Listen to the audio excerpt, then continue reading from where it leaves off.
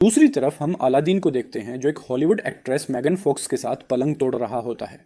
और पलंग तोड़ने के बाद वो उसके साथ एक फ़ोटो खिंचवाता है और वो उस फोटो को अपनी दीवार पर चिपका देता है। उसी दीवार पर हम और भी कई सारी लड़कियों की फ़ोटोज़ देखते हैं जिनके साथ अलादीन अब तक पलंग तोड़ चुका है। फिर अगले दिन जब अलादीन वीडियो गेम खेल रहा होता है तभी वहाँ पर उसके चाचा तामीर आते हैं और उसे बोलते हैं कि तुम्हें अमेरिका। ये कहानी अलादीन नाम के एक राजा के ऊपर आधारित है जो दिमाग से पूरी तरह पैदल होता है। अब पूरी तरह बेवकूफ़ होने की वजह से वो अपने देश में क्या क्या कारनामे करता है, ये हम आज की इस एक्सप्लेनेशन में देखने वाले हैं। आज मैं इस फिल्म को एक्सप्लेन करने वाला हूँ। उसका नाम है दी डिक्टेटर और ये फिल्म 2012 में 12 में रिलीज हुई थी। मूवी की शुरुआत में हमें काल्पनिक देश वाडिया दिखाया जाता है। वाडिया में एक बच्चे का जन्म होता है जिसका नाम अलादीन रखा जाता है। अलादीन के जन्म के बाद से ही उसकी मां को मार दिया जाता है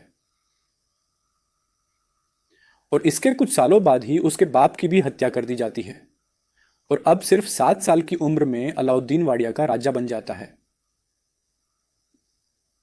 इसके बाद सीन यही कट होता है और हम कुछ साल बाद का सीन देखते हैं जहां अलादीन अब बड़ा हो चुका है। अलादीन अपने बाप की तरह ही सनकी और पागल है और उसके मन में जो आता है वो वही करता है।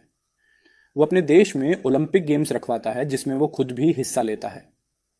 फिर गेम के दौरान अगर कोई उसे आगे निकल जाता है तो अलादीन उसे गोली मार देता है और खुद वो गेम जीत जाती है। और इसी तरह वो ओलंपिक में 14 गोल्ड मेडल जीत जाता है। इसके बाद अलादीन अपने महल के बाहर आता है और अपनी प्रजा को बोलता है कि जल्दी ही पूरी दुनिया हमारे आगे घुटने टेकेगी। हम जल्दी ही न्यूक्लियर वेपन तैयार कर लेंगे, पर किसी पर हमला करने के लिए नहीं बल्कि शांति बनाए रखने के लिए। और ये बोलते ही वो हंसने लग जाता है। इसके बाद अलादीन अपने न्यूक्लियर रिसर्च सेंटर में जाता है और वहां पर वो अपने चाचा तामीर से मिलता है। फिर वो दोनों अंदर जाते हैं और वहां अलादीन देखता है कि उसकी मिसाइल बहुत ही छोटी बनी है। अब यह देखकर अलादीन को बहुत गुस्सा आ जाता है और वो अपने साइंटिस्ट नदाल को बुलवाने के लिए बोलता है। पर इस पर बाकी के साइंटिस्ट उसे बताते हैं कि जब आप पिछली बार यहां पर आए थे तो अपने नदाल को मरवा दिया था। अलादीन को इस बारे में कुछ याद नहीं होता, पर जब वो अपने दिमाग पर जोर डालता है तब उसे याद आता है कि जब वो 2 साल पहले यहां पर आया था तो उसने अपने साइंटिस्ट नदाल को मरवा दिया था। अब फिल्म वापस प्रेजेंट में आती है और एक साइंटिस्ट अलादीन को बोलता है कि शायद आप ये बात भूल गए थे। पर इस पर अलादीन हंसते हुए उसे बोलता है कि मैं भूला नहीं था, और फिर वो उस साइंटिस्ट को भी मरवा देता है। इसके बाद अलादीन वापस अपने महल में आ जाता है जहां पर उसकी सिक्योरिटी में सिर्फ लड़कियां होती हैं। दरअसल अलादीन अपनी सिक्योरिटी के लिए सिर्फ लड़कियां ही रखता है ताकि बाद में वो उन्हें बजा सके। फिर जब अलादीन अपनी कार से बाहर निकलता है तभी वहां एक आदमी आकर उसे गोली मार देता है। पर बाद में हमें पता चलता है कि ये आदमी अलादीन नहीं बल्कि उसका डुप्लीकेट था। दरअसल अलादीन हमेशा ही अपने साथ एक डुप्लीकेट रखता है ताकि जब भी उस पर हमला हो तो हमेशा उसका डुप्लीकेट ही मारा जाए।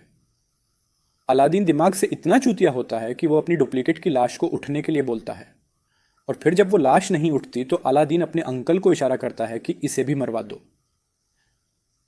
फिर अलादीन के वहां से जाते ही उसके चाचा तामीर किसी को फोन करते हैं और उसे बोलते हैं कि अलादीन इस बार भी बच गया और अब हमें उसके जैसे दिखने वाले किसी और को ढूंढना होगा जो हमारा काम कर सके।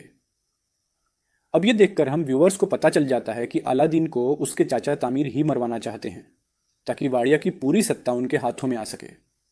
इसके बाद यह लोग अलादीन के हमशक्ल को ढूंढना शुरू करते हैं और उन्हें एक आदमी मिल भी जाता है जो बिल्कुल अलादीन की तरह दिखता था। पर यह आदमी भी अलादीन की तरह ही दिमाग से पैदल होता है।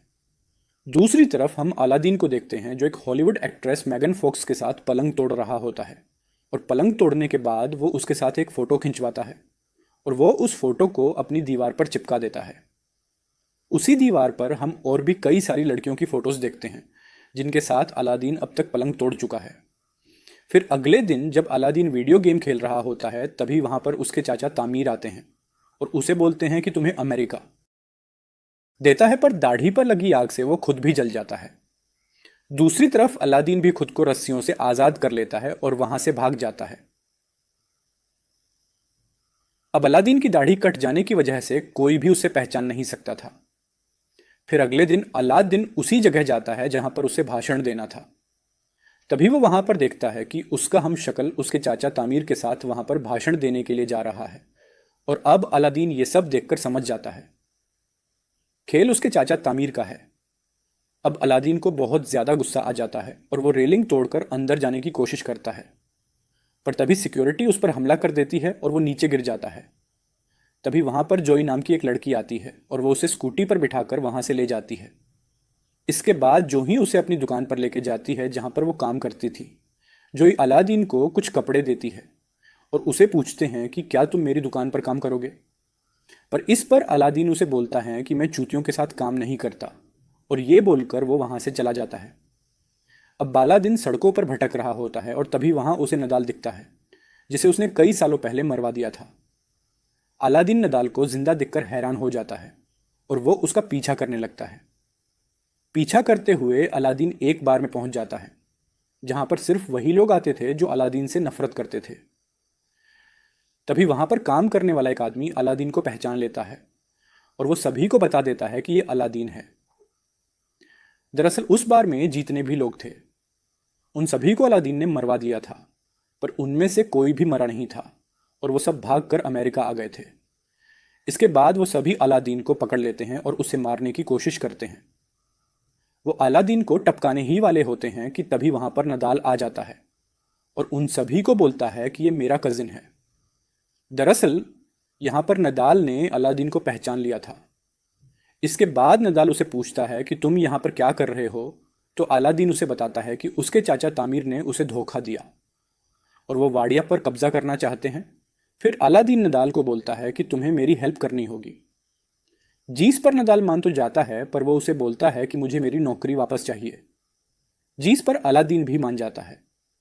फिर अगले दिन अलादीन और नदाल उस होटल के पास जाते हैं जहां पर अलादीन का हम शक्ल रहता है। तभी वहां पर अलादीन जोई को देखता है और उसे छुपने लगता है। फिर नदाल उसे पूछता है कि तुम ऐसा क्यों कर रहे हो, तो अलादीन उसे बताता है कि मुझे वो लड़की बिल्कुल भी पसंद नहीं है। जिस पर नदाल उसे बोलता है कि अगर तुम इस लड़की को जानते हो तो उसकी मदद से हम इस होटल में आसानी से पहुंच सकते हैं। अब अलादीन ना चाहते हुए भी जोई की शॉप में काम करने लगता है, पर वहां पर वो ढंग से काम करने की वजह सभी चीजों को बिगाड़ देते हैं। फिर अलादीन को नदाल का कॉल आता है और वो उसे बताता है कि मैंने सारा प्लान बना लिया है। हम कैंटीन के सामान के बहाने से उस होटल में जाएंगे और वहां पर नकली अलादीन को हटाकर उसकी जगह असली अलादीन को ले आएंगे।